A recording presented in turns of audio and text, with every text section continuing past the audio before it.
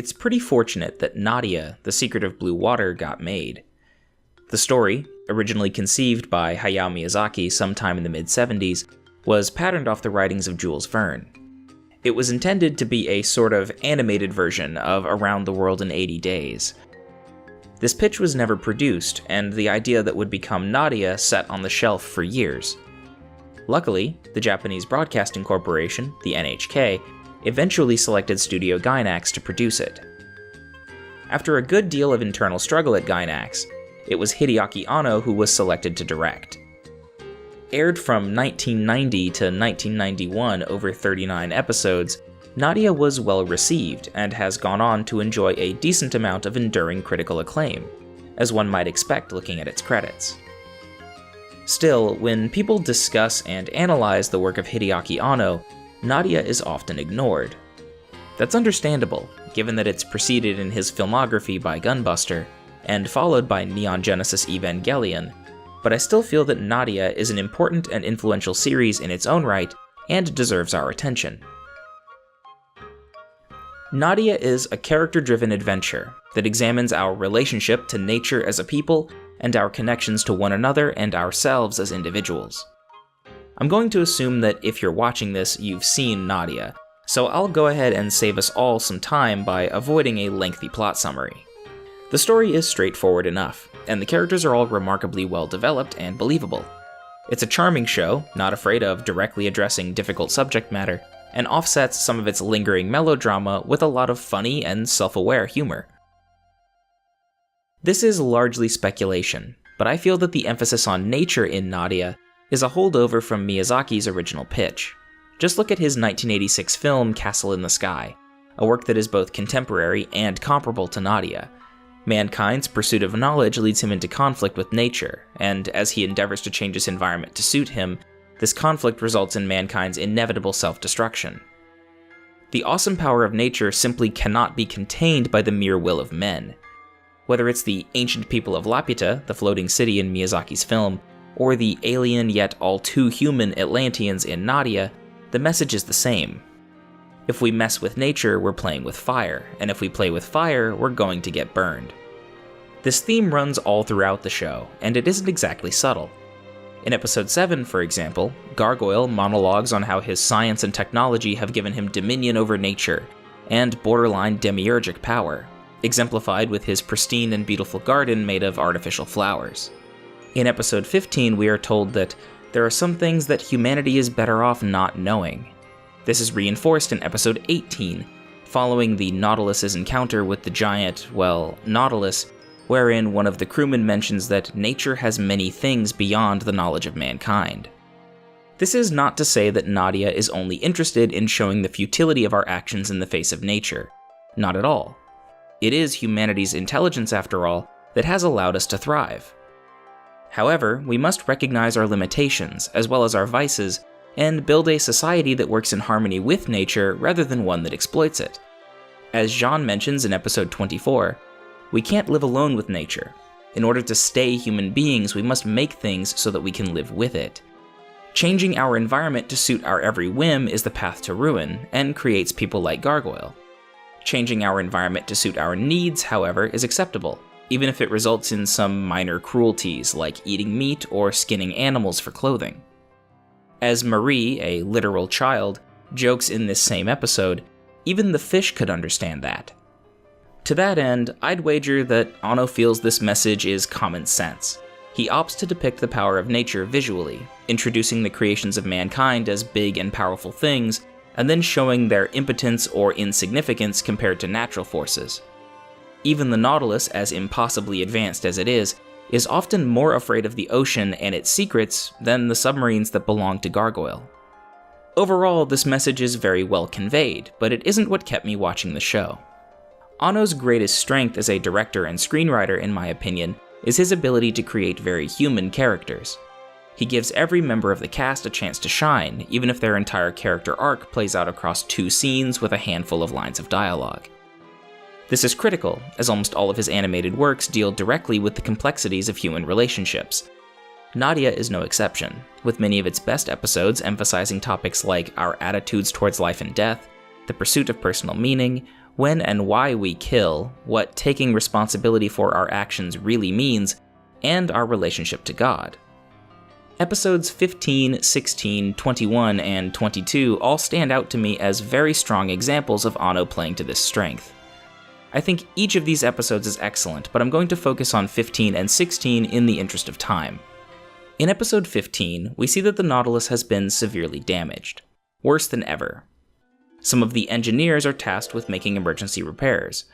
During the execution of those repairs, they become locked in a room as lethal gas begins to build up. The remainder of the episode is spent debating the merits of a rescue mission. Do they open the bulkhead and risk poisoning everyone for the sake of the men trapped in the room, or do they let them die? Nemo chooses to let the men die, preserving the rest of his crew. Nadia and Jean refuse to accept this and run down to the bulkhead in order to free the trapped men. Once they arrive, one of the trapped engineers consoles them through the intercom, with an uplifting speech about sacrificing for the mission and his acceptance of the inevitable. His death is untimely, he recognizes, but his life has been well lived. Like most heroic death speeches, the character is given plenty of time to say everything he needs to say before eventually going silent. Then we cut to an alarm, and immediately thereafter, the intercom is filled with the screams of the men begging for their lives, panicking and refusing to accept death. It is a scene that transitions from tropey to utterly horrifying in only a handful of seconds, and shows us that real death isn't like death in fiction. We don't have time to talk about meaning because our animal brains are kicked into overdrive, and everything is subsumed in instinct. We don't even see the characters as they're dying. I think this makes this all the more effective because it's impersonal, just like actual untimely and tragic death, and it is anything but romanticized. Those men died alone, afraid, in a metal coffin at the bottom of the ocean, and by the end of the episode, the Nautilus feels completely different.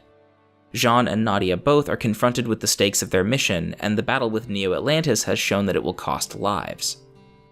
Episode 16 follows this up by taking the Nautilus to the ruins of old Atlantis, and shows them to be alien and devoid of life. What was once a majestic civilization is now just a graveyard at the bottom of the sea. It begins with a funeral procession for the dead men. Nadia and Jean have both been confronted with death, and while Nadia thinks Nemo's decision was inhumane, everyone else agrees it was correct. I think it is no mistake that most of the motion in this episode is downwards. The Nautilus heads down into Atlantis, the funeral procession heads down the remains of the original Tower of Babel, and the graveyard itself is sunken below in an amphitheater, whose only defining feature is a giant blue water gem. This image to me implies, not so subtly, that the blue water and its secrets is at the core of everything, and that it is surrounded by death. If there is one thing we should always expect to find in Anno's work, it is direct visual metaphors like this one. Here we also learn that Jean's father died a long time ago, and his grave is marked with a life preserver and a few other trinkets. Jean's quest to find the truth of what happened to his father ends abruptly here.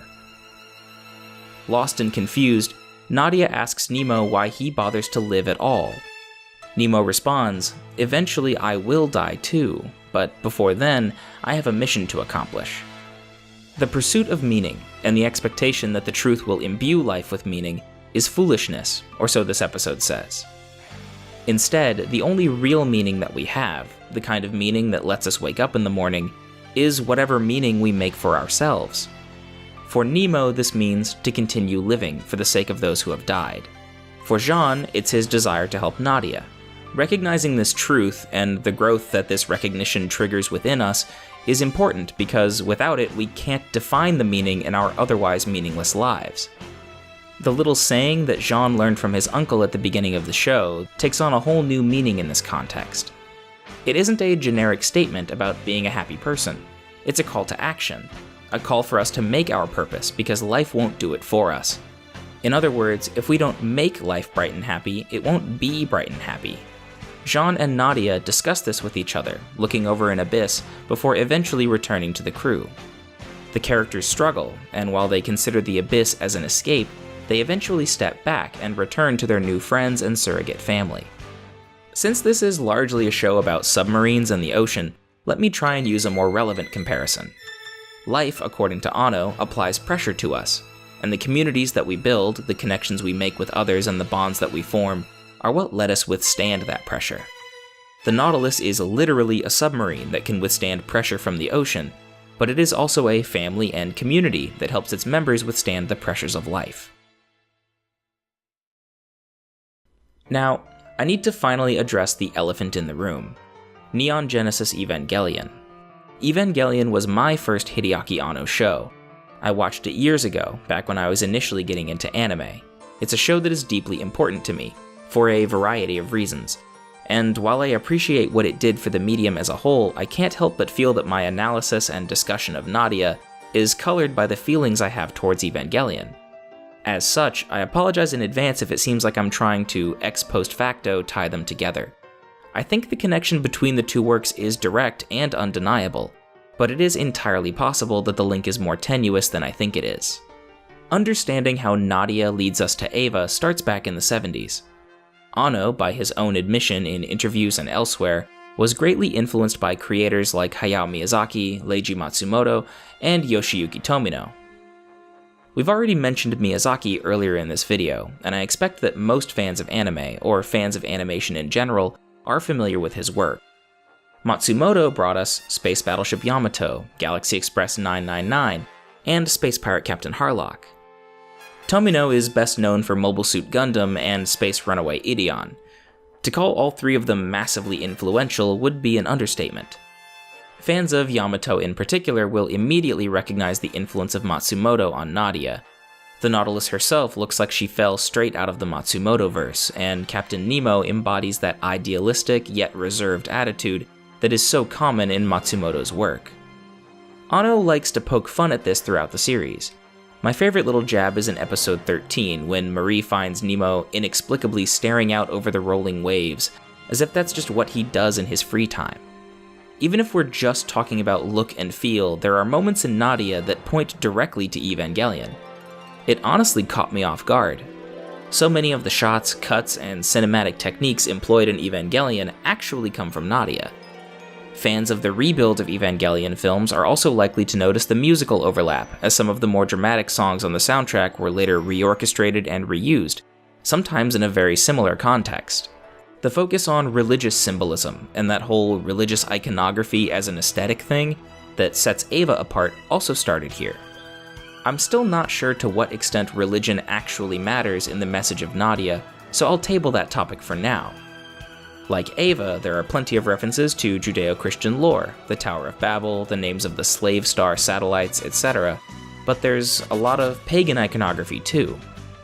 The hoods of Gargoyle and his men are downright eerie, and the all-seeing eye motif in Atlantean design seems to clearly represent the omniscience of the gods. Before concluding, I want to bring up my biggest issue with Nadia.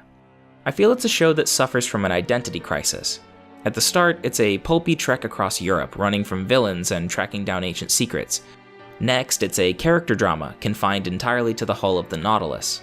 Once the Nautilus is destroyed, the show becomes about budding romance, and the characters struggle to survive on a deserted island. By the end, it's back to being full-on science fiction, complete with spaceships battling it out in orbit to save the world. This disjointedness, the frequent and significant changes in tone and scale, and the fact that the plot comes in fits and starts, makes getting invested in and connecting with Nadia difficult, at least it did for me. Anno himself comments on the importance of the viewer's connection to a show in this short discussion with Animerica back in 1996. The discussion was about Evangelion, but his answers can give us some insight into Nadia as well. In his own words, "Animation makes sense to people in the process of their seeing it. So when people get confused by my themes or cannot get the overall message, the connection is not really going through because it didn't satisfy that person, so there would be less meaning for that individual." The wording is a little strange to us English speakers. Keep in mind the language barrier, but the sentiment is clear enough. If a viewer can't engage with a work for whatever reason, then that viewer is going to miss out on whatever messages and themes the artist is trying to convey. For both the viewer and the artist, this is aggravating. So how does this relate to Nadia? The way I see it, Anno's professional duty to do right by Miyazaki's original pitch, and the effort spent on incorporating elements from other works, whether intentionally or at the request of the studio, effectively muddied the waters and prevented his messages from reaching the viewer. This is why I think, deep down, Nadia is a torn and frustrated work. It's a show with two voices, and every time one of them tries to say something about the human condition, the other stops, turns everything around, and reminds the viewer that this is a story about our relationship to nature. These two voices are in a back-and-forth tug-of-war throughout the show, and when the tone flips, it's easy to lose interest and drop off. When it does work, it works very well. As I mentioned earlier, I think many of the episodes are downright brilliant. When it doesn't work though, it tends to start repeating itself, and falls back on this don't mess with nature idea. I think this problem is exacerbated by the show's length. Evangelion is substantially shorter, and it would not surprise me if Anno's experience with Nadia influenced that decision. This particular frustration, or something similar to it, can be seen in Anno's response to another question in that same discussion. When asked about the future of anime, Anno responded, "The people who make it, and the people who want it, they're always wanting the same things. They've been making only similar things for the past 10 years, with no sense of urgency." Anno is someone who wanted to break the mold, and while Nadia is entertaining, it feels more like it's chasing after what makes the works of Miyazaki, Matsumoto, and Tomino great, not like it's striking out on its own. Eva, by contrast, not only breaks the mold, but shatters it completely, and likely more than any other show, defined what modern anime really is. If we compare Nadia to Eva on a surface level, they both come to similar conclusions about the harmful way we put up barriers to meaningful interpersonal relationships, but the way Eva conveys its message is so much more effective. Where Nadia feels confused, Eva feels focused and purposed towards one vision. Speculation on Hideaki Anno's creative intent and artistic direction aside, I suppose that this video is a lot of words to say that Nadia is a show that just tries to do too much and fails to deliver on all of its promises. It's easy to reduce Nadia down to an Evangelion rough draft, and even if I do think that's a big part of what it is more than that. I feel like it bridges the gap between the works that Anno was influenced by and the works he would go on to create, and while it is far from perfect, Nadia is well worth watching. Nadia, in a very real way, is a victim of Evangelion's success, and I feel it is truly a shame that it has spent over 22 years hiding in the long shadow that Evangelion has cast over Anno's career.